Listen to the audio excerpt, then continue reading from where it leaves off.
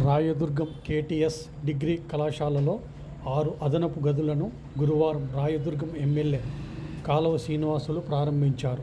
ఈ సందర్భముగా కళాశాల ప్రహరీ గోడ, ఆగిపోయిన లైబ్రరీ నిర్మాణానికి, సమావేశ గది నిర్మాణానికి ప్రత్యేకంగా కృషి చేస్తానని తెలిపారు.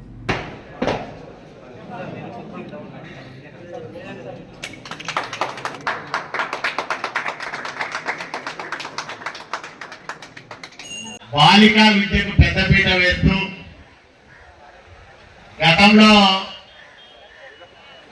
ప్రభుత్వం అమ్మఒడిని కార్యక్రమం పెట్టకముందే నేను చదువుల ఒడి పేరుతో వందల మంది ఆడపిల్లల్ని బడి మానేసిన వాళ్ళని స్కూళ్ళకు పంపించి వాళ్లకు విద్యా బుద్ధులు నేర్పించడం జరిగింది.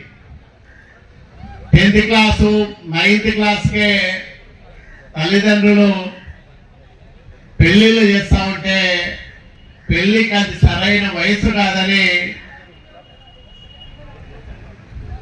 బాలికల జూనియర్ కళాశాల తీసుకొస్తే ఖచ్చితంగా అందరూ అమ్మాయిలు 10th క్లాస్ అయిపోతానే ఇంటర్మీడియట్ చేరుస్తారని రాష్ట్రంలో తొలిసారిగా చంద్రబాబు నాయుడు గారిని ఒప్పించి మెప్పించి తొలి కళాశాలగా రాయదుర్గం బాలికల జూనియర్ కళాశాల తీసుకొచ్చాము. ఆ రోజు ఈ డిగ్రీ కాలేజీ కూడా నేను 1999 2004 మధ్య పార్లమెంటు సభ్యుడయ్యాను.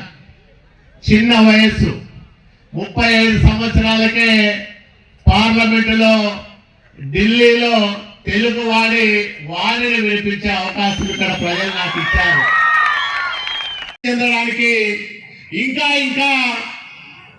మెరుగైన సౌకర్యాలు పొందడానికి నేను శాయశక్తుల పని చేస్తానని మీ అందరికీ మాట ఇస్తా ఉన్నా.